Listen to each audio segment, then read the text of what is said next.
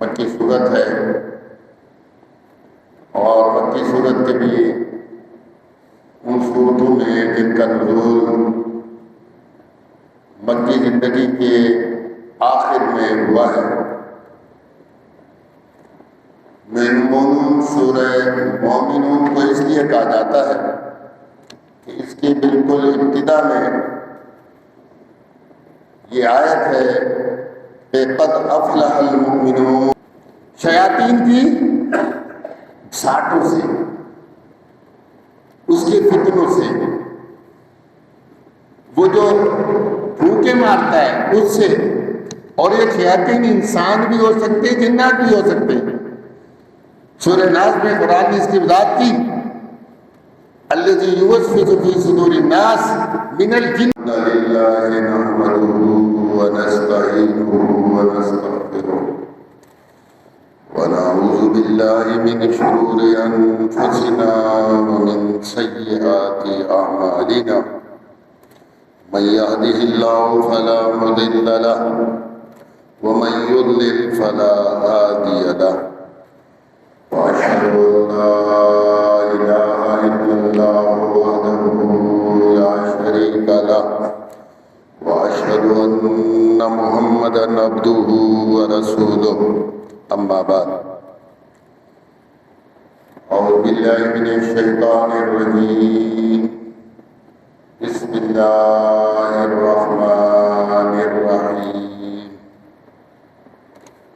وقل رب اعوذ بك من همزات الشياطين واعوذ بك رب ان يحضرون حتى اذا جاء احدهم الموت قال رب ارجعون لعلي اعمل صالحا فيما تركت كلا انها كلمة هو قائلها ومن ورائهم برزخ إلى يوم يبعثون۔ یہ سورۃ المومنون کی چند آیات ہیں، مکی صورت ہے، اور مکی صورت کے بھی ان صورتوں میں جن کا نزول مکی زندگی کے آخر میں ہوا ہے۔ مومنون سورہ مومنون کو اس لیے کہا جاتا ہے کہ اس کی بالکل ابتدا میں یہ آیت ہے کہ قد افلح المؤمنون، مومن کامیاب ہو گئے، اور پھر مومنین کی چند صفات اللہ رب العزت نے بیان کی ہیں کہ مومن ہوتے کون ہیں، اور اس بات کی وضاحت کی ہے کہ ان صفات کے حامل انسان مومن ہوتے ہیں، اور جو ان صفات کا حامل نہ ہو وہ مومن نہیں ہوتا۔ کسی بھی خاندان کا، کسی بھی قبیلے کا، کسی زبان کا بولنے والا ہو، کسی دور کا انسان ہو، کسی ملک اور خطے کا رہنے والا ہو، صفات یہ ہوں گی تو مومن ہوگا، اور یہ صفات نہیں ہے تو وہ کوئی بھی ہو وہ مومن نہیں۔ اور پوری سورت کا جو نچوڑ ہے اسی پر ہے، یا یہ کہہ لیں کہ سورت اسی پر گردش کرتی ہے، مختلف پہلوؤں سے، مختلف راہوں سے اللہ رب العزت انسان کو یہی باور کرا رہا ہے کہ مومن ہے کون۔ اور اس میں زیر 10 آیات میں اللہ رب العزت نے نبی صلی اللہ علیہ وسلم کو یہ حکم دیا کہ قل، آپ کہیے رب اعوذ بک من همزات الشیاطین، رب میں پناہ مانگتا ہوں شیطان کی اکساہٹوں سے۔ شیطان جو انسان کو غلط راہ پر لانے کے لیے دل میں وسوسے پیدا کرتا ہے، مالک میں ان سے تیری پناہ مانگتا ہوں۔ پناہ کے لیے اگر کائنات میں کوئی ذات ہے تو اللہ کی ذات ہے۔ اس لیے قرآن نے کہا اذا قرأت القرآن فاستعذ باللہ. دیکھو جب تم قرآن کی تلاوت کرنے لگو تو اللہ کی پہلے پناہ پکڑ لو، تاکہ تم اللہ رب العزت کی حفاظت میں، اللہ کی پناہ میں، اللہ کی امن میں آ جاؤ، اور شیطان تمہیں رائے حق سے رائے ضلالت کی طرف بھٹکا نہ سکے. آپ کے قرآن کی تلاوت بڑی فضیلت کی حامل چیز ہے، اور اس کی تلاوت سے پہلے ہی یہ کہہ دیا کہ پہلے اللہ کی پناہ پکڑو. ہم جانتے ہیں جب ہم تلاوت کرنے لگتے ہیں تو پہلے کیا کہتے ہیں؟ اعوذ باللہ من الشیطان الرجیم. اے اللہ میں تیری حفاظت میں آتا ہوں، تیری پناہ میں آتا ہوں. کس سے؟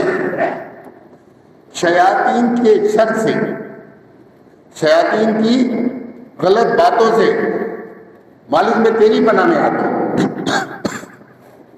یہاں پر بھی کہا وقل، آپ کہیے رب اعوذ بک من ہمزات الشیاطین، رب میں تیری پناہ میں آتا ہوں شیطان کی اکساہٹوں سے.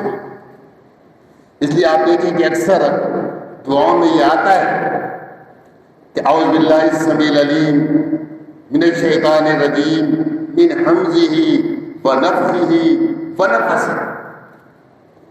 مالک میں تیری پناہ میں آتا ہوں شیاطین کی اکساہٹوں سے، اس کے فتنوں سے. وہ جو پھونکے مارتا ہے اس سے. اور یہ شیاطین انسان بھی ہو سکتے، جنات بھی ہو سکتے. سورہ ناس میں قرآن نے اس کی وضاحت کی الذی یوسوس فی صدور الناس من الجنۃ والناس. جو لوگ وسوسے ڈالتے ہیں فی صدور الناس، لوگوں کے سینوں میں، من الجنۃ والناس، چاہے ان کا شمار انسانوں میں سے ہو چاہے ان کا شمار جنات میں سے ہو، دونوں کی وسوسوں سے مالک تیری پناہ میں آتا ہوں. اور یہ نبی صلی اللہ علیہ وسلم کو اللہ رب العزت نے حکم دے کر کہا وقل، آپ کہیے. اب جب نبی صلی اللہ علیہ وسلم کو اللہ نے حکم دیا تو ساری امت طبعاً اس کے تابع ہے. ہم تو اس بات کے زیادہ محتاج ہیں کہ اللہ رب العزت کی پناہ میں آئے شیطان کے شر سے. اور آگے فرمایا وَأَعُوذُ بِكَ، اور مالک میں تیری پناہ میں آتا ہوں رب یحضرون، اے رب کہ وہ میرے پاس آئیں. میں تو اس سے بھی پناہ مانگتا ہوں کہ مجھے اکساہٹیں، شیطان کے وسوسے، اس سے تو دور کی بات، میں تو یہ بھی نہیں چاہتا کہ میرے قریب آئے. اس لیے آپ دیکھیں کہ اچھی محفلوں کو اختیار کرنے کے لیے دین نے انسانوں کی توجہ مبذول کرائی ہے اور بری محفلوں سے روکا.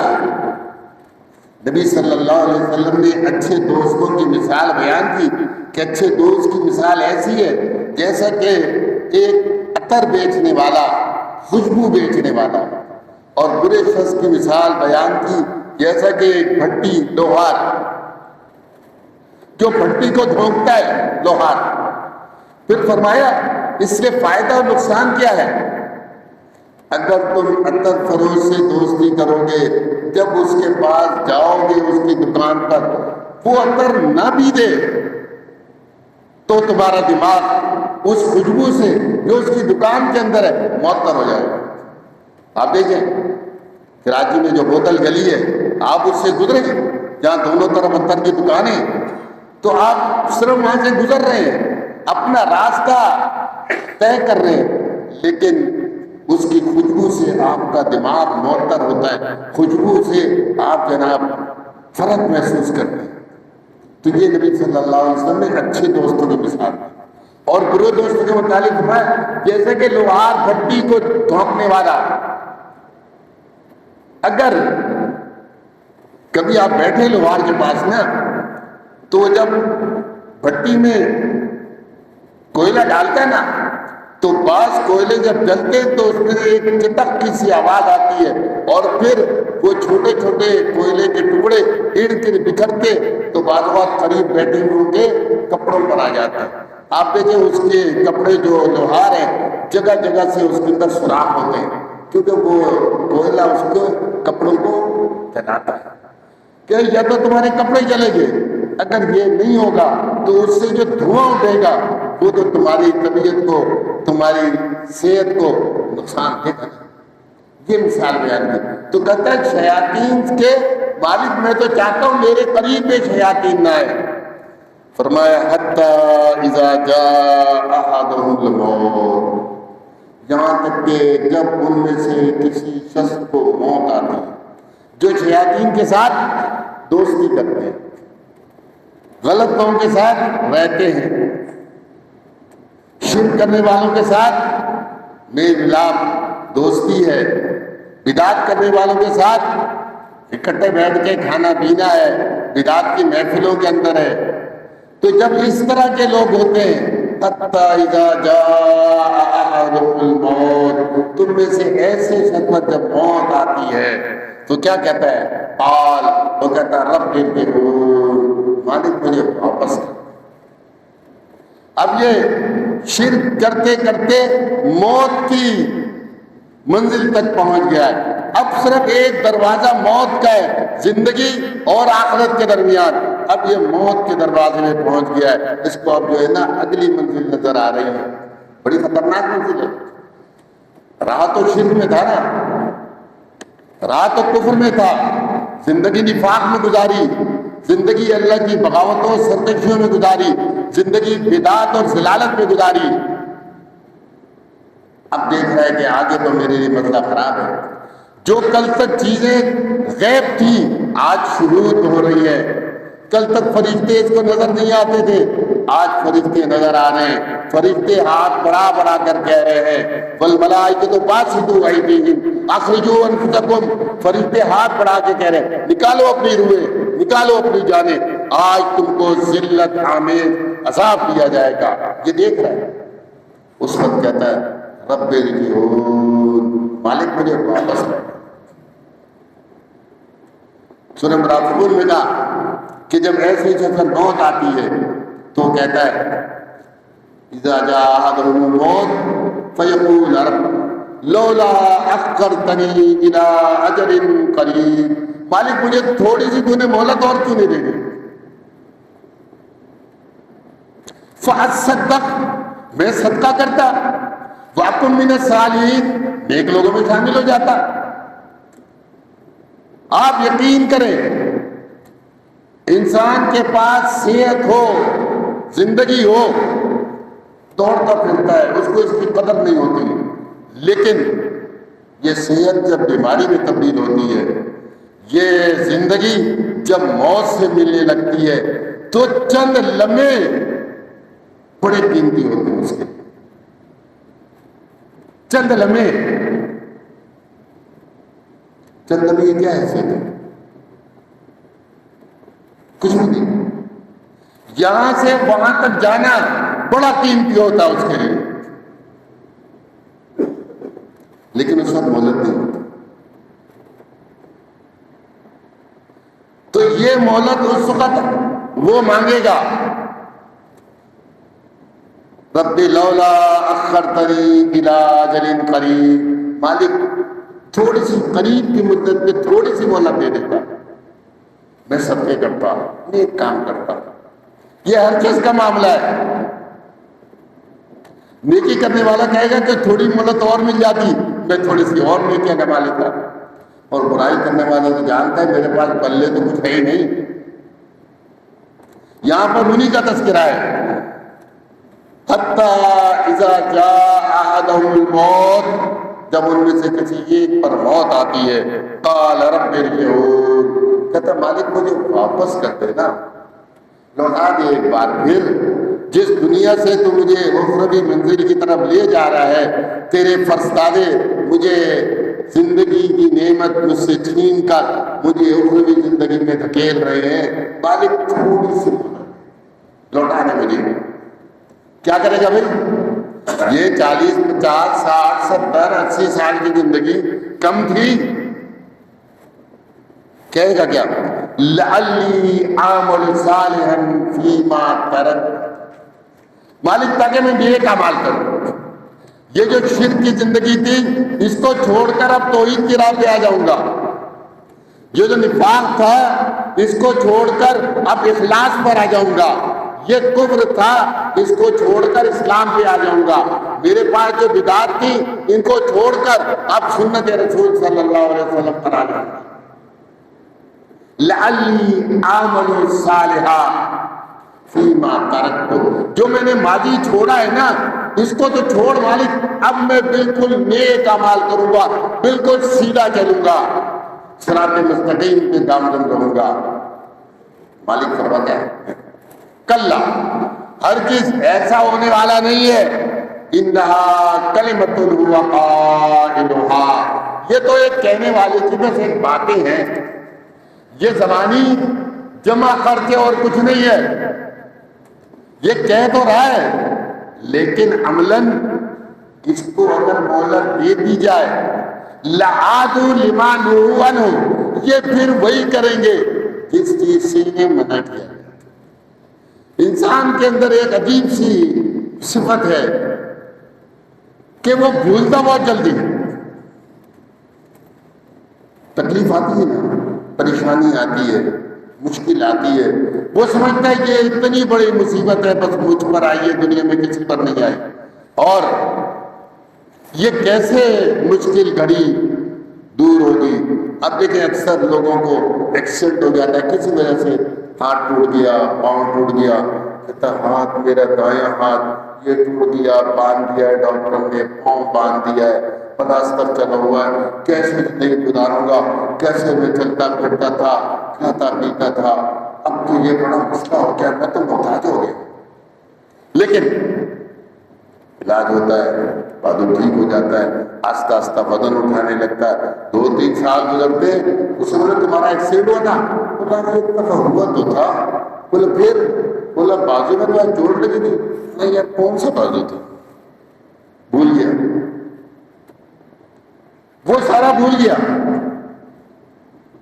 مشکل وقت تھا، نانے شبینہ کا محتاج تھا، رات کو روٹی نہیں ملتی تھی، مالک نے اپنے فضل کے خزانے سے اس کو صحیح کر دیا، اب یہ ماضی بھول گیا، اس کو نہیں معلوم کہ میں کبھی میری حالت یہ تھی کہ میں ایک نوالے کا محتاج تھا۔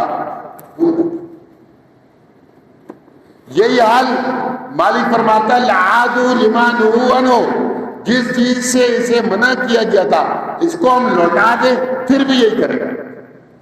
یاد رکھو دنیا سے جانے کے بعد ہر شخص اس بات کی تمنا کرے گا، ایسا باغی اور سرکش جو یہ کام کرتا ہے۔ مومنین میں صرف ایک گروہ ایسا ہوتا ہے جو کہتا ہے مالک مجھے واپس کر، وہ شہید۔ شہید کے لیے یہ ہے کہ وہ شہادت کے بعد موت کی منزل سے گزر جاتا ہے، وہ اس بات کی تمنا کرتا ہے کہ مالک مجھے دوبارہ دنیا میں بھیج دے۔ وجہ کہتا ہے تاکہ تیری راہ میں پھر لڑوں اور پھر شہادت ہوں، کیونکہ شہادت کے وقت جو تقریم فرشتوں نے میری کی تھی وہ مزہ جناب جو ہے نا کسی چیز میں نہیں۔ تو فرمایا یہ تو ایک کہنے والے کی بات ہے، یہ تو ایک زبانی جمع خرچ ہے، وَمِن وَرَائِهِمْ بَرْزَخٌ إِلَىٰ يَوْمِ يُبْعَثُونَ، ان کے بڑے تو ان کے پیچھے تو ایک پردہ ہے، جب تک قیامت کے دن لوگ اٹھیں گے نہیں، اس مردے کے درمیان اور اس دنیا کے اندر رہنے والوں کے درمیان ایک پردہ حائل ہے۔ یہ برزخ کیا ہے؟ یہ ایک پیریڈ ہے، یہ ایک پیریڈ ہے۔ آج اگر کوئی مرتا ہے تو ہمارے اور اس کے درمیان قیامت تک ایک پردہ ہے، جو زندہ انسان ہے اور جو چلا گیا ہے اس کے درمیان ایک پیریڈ ہے۔ برزخ کوئی جگہ نہیں ہے، پلیس نہیں ہے، مقام نہیں ہے، مکان نہیں ہے، بلکہ یہ کیا ہے؟ ایک پیریڈ ہے، پردہ۔ بس جیسے یا آپ کھڑکی بند کر دیں، ہمارے اور اس کے درمیان ایک آڑ ہے، ایک پردہ ہے، بس ہمیں ادھر کا نہیں معلوم. اور یہ مختلف کیفیتوں سے ہوتا ہے، کبھی یہ نظری ہوتا ہے، کبھی یہ سماعی ہوتا ہے، کبھی یہ حسی ہوتا ہے، کبھی یہ مانوی ہوتا ہے. مثلا اگر میرے اور آپ کے درمیان شیشے کی دیوار لگا دی جائے، ہم دیکھ تو سکیں گے، سن نہیں سکیں گے، ادھر ادھر سے سن نہیں سکیں گے. اور اگر سیمنٹ کی دیوار لگا دی جائے تو نہ سن سکیں گے اور نہ دیکھ سکیں گے. اور اگر کپڑے کا پردہ باندھ دیا جائے تو ہم سن تو لیں گے، دیکھ نہیں سکیں گے. اس طرح یہ ایک ہوتا ہے مانوی، حسی نہیں ہوتا کہ آپ اس کو چھو سکیں، شیشے کو چھو سکتے، دیوار کو چھو سکتے، کپڑے کے پردے کو چھو سکتے. جیسے اللہ رب العزت نے سمندر کے اندر دو پانیوں کے درمیان ایک پردہ عائد کر دیا ہے، بینہما برزخ لا یبغیان. یہ میٹھا پانی ہے، یہ کھارا پانی ہے، اس کے درمیان مالک نے ایک پردہ، یہ فزیکلی نہیں ہے بلکہ یہ سائنس کے تعلیم جانتے، کیمسٹری کی زبان میں یہ جناب جو ہے نا ان دونوں کی جو کثافت اضافی الگ الگ ہے، اس کی وجہ سے یہ دونوں پانی کھارا اور میٹھا پانی ملتے نہیں ہیں. تو فرمائے ان کے درمیان جو مر گئے اور جو زندہ انسان ہیں ان کے درمیان ایک پردہ عائل ہے. مراد ایک مانوی اعتبار سے غیر مرئی ایک پردہ ہے، اور جب یہ قیامت قائم ہو جائے گی تو پھر یہ پردے ہٹا دیے جائیں گے، سب ایک دوسرے کو دیکھ لیں گے. اقول قولی ھذا واستغفر اللہ لی ولکم ولسائر المسلمین المؤمنین.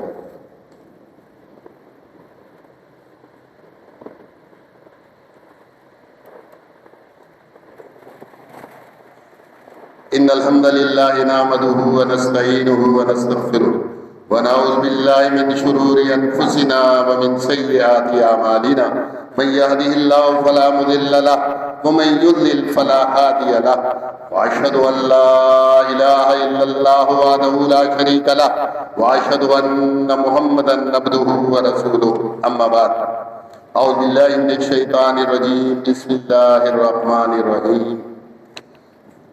فَإِذَا نُفِخَ فِي الصُّورِ فَلَا أَنْسَابَ بَيْنَهُمْ يَوْمَئِذٍ وَلَا يَتَسَاءَلُونَ. مالک فرماتا ہے فَإِذَا نُفِخَ فِي الصُّورِ، جب سور میں ایک پھونک مار دی جائے گی، سور میں قیامت کے دن ایک پھونک مار دی جائے گی، فَلَا أَنْسَابَ بَيْنَهُمْ، ان کے درمیان پھر کوئی رشتے ناطے نہیں ہوں گے، کوئی نسب کا تعلق نہیں ہوگا، حسب و نسب سب یہی رہ گئے. بینہم، ان انسانوں کے درمیان، یومئذ، اس دن، ولا یتساءلون، اور نہ یہ ایک دوسرے سے سوال کر سکیں گے. سور کے متعلق آتا ہے السور نفخ، سور جو ہے نا ایک قرن ہے، السور قرن، ایک سور جو ہے نا یہ ایک سینگ ہے، ينفخ فیہ، جس سے پھونک ماری جاتی ہے. یہ باجے کی طرح کا ہوتا ہے، اس کو زور سے بجاتے ہیں سور، تو یہ سینگوں سے بنایا جاتا تھا. تو مثال کے طور پر نبی صلی اللہ علیہ وسلم نے بیان کیا ہے کہ سور جو ہے نا جس طرح تمہارے کیا یہ سینگوں سے باجے بجاتے ہیں، اس طرح ایک سور ہے، اس سے ایک آواز ہوگی جو انسانوں کو نفخہ اولی میں سارے انسانوں کو موت کے گھاٹ اتار دے گی. ایک روایت امام ترمذی رحمۃ اللہ لے کر آئے ہیں، آپ فرماتے ہیں میں کیسے اطمینان سے زندگی گزاروں جبکہ حال یہ ہے کہ صاحب القر یعنی اسرافیل علیہ السلام وہ سور کو منہ میں لے کر ایک طرف کان جھکا کے کھڑا ہوا ہے کہ مجھے کب آرڈر آئے کہ سور پھونک دو میں پھونک دوں. اس طرح مستعد کھڑا ہوا ہے، اسی کام کے لیے اس کو مالک نے متعین کیا ہے کہ وہ منہ میں سور لے کر کان لگائے، انتظار میں ہے کہ مالک کا آرڈر آئے، میں جناب دینا اس سور کو پھونک ماروں. تو مسلمان کہنے لگے فَكَيْفَ تَقُولُ يَا رَسُولَ اللَّهِ، اللہ کے رسول صلی اللہ علیہ وسلم آپ اس کے متعلق کیا کہتے ہیں؟ اتنی جلدی اچانک یہ آ جائے گی اور سب کو لے جائے گی، ہمارا کیا بنے گا؟ قال آپ نے فرمایا قولوا کہو حسبنا اللہ، ہمیں اللہ کافی ہے، ہمیں اللہ کافی ہے، ونعم الوکیل، اور اللہ بہترین کارساز ہے، توکلنا علی اللہ، ہم نے اللہ پر بھروسہ کیا۔ قیامت کی گھڑی سے محفوظ رہنے کے لیے مراد اس کے عذاب، اس کی سختیوں سے محفوظ رہنے کے لیے ہم کو یہ دعا سکھائی کہ تم یہ کہو حسبنا اللہ، ہمیں اللہ کا۔ آج یہی تو جھگڑا ہے اس قوم کا کہ اللہ کافی نہیں ہے ان کے لیے اور بہت کچھ ہے، ان کے لیے اور بہت سے معبود کافی ہیں۔ جس کے لیے اللہ کافی ہوتا ہے نا، وہ اللہ کے علاوہ گھوڑے گدھوں کی پوجا نہیں کرتا، وہ دلدل اور تازیے کو۔ ابھی ایک صاحب نے مجھے بتایا کہ یہ دیکھیے آپ، ایک بہترین مسجد ہے، سرخ رنگ کا کارپیٹ بچھا ہوا ہے، بڑی طویل عریض مسجد ہے، اس کو ایک صاحب جو ہے نا گھوڑا لے کر آتے اور منبر تک لے کے آتے، گھوڑے دلدلے ہوتا ہے، منبر تک لے کے آتے ہیں اس کو۔ آپ سوچیں، یہ الزام تو بہت لگتا رہا ہے کہ یزید نے مدینے پر جب اس کی فوج نے حملہ کیا تو گھوڑے مسجد نبوی میں باندھ دیے۔ یہ تو صرف زبانی جمع کا تاریخ اور آگ سے ڈھونڈا جاتا ہے۔ آج کے جدید دور میں کارپیٹ بچھی ہوئی بہترین مسجد میں گھوڑے کو لا کر اس کو منبر تک لے آیا جاتا ہے۔ آپ سوچیں اس کا کیا کام ہے؟ حسبنا اللہ نہیں ہے نا، اللہ کافی نہیں، ان کے لیے گھوڑا کافی ہے۔ کیک بھی ابتدا کرتے ہیں تو گھوڑے سے، شربت کیا ابتدا بھی کرتے ہیں پہلے اس گھوڑے کو پلاتے پھر انسان پیتے ہیں۔ مجھے اس پر بھی کوئی اعتراض نہیں، بھائی تمہارا دین جو چاہے کرو۔ مجھے افسوس تو ان کا ہوتا ہے نا جو خود کو موحد کہتے ہیں، متبع سنت کہتے ہیں، اور وہ بھی انہی کے ساتھ ہوتے ہیں، کہتے ہیں ہمارے بھائی ہیں بھائی، تو تم بھی گھوڑے کا جھوٹا کھایا کرو اور گھوڑے کا جھوٹا پیا کرو، تم ایک ہی جیسے تو ایک ہی تھیلی کی چٹی بٹی۔ ہاں کل قیامت آنے والی ہے، اس کی سختیوں سے بچنا ہے تو یہ عقیدہ رکھنا ہے حسبنا اللہ، ہمیں اللہ کافی ہے، ونعم الوکیل، بہترین کارساز ہے۔ اللہ توکلنا، ہمارا سارا بھروسہ کس پر ہے؟ اللہ پر بھروسہ ہے۔ یاد رکھو یہ دین جو ہے نا کسی خاندان، کسی قبیلے کا محتاج نہیں ہے۔ یہ یہودی کون ہے؟ یہ یعقوب علیہ السلام کی اولاد ہے، جو حرکتیں کر رہے ہیں آپ دیکھ رہے ہیں نا ان کی، فلسطین کے اندر نبیوں کی اولاد ہے۔ یہ نبیوں کی اولاد ہونا ان کو جہنم سے بچانے والا نہیں ہے۔ یہ آج جو ہمارے کیا ہے نا کہ ہم سید ہیں، اہل بیت میں سے ہیں، حرکتیں تو دیکھو ان کی۔ نبی صلی اللہ علیہ وسلم نے صاف صاف کہہ دیا تھا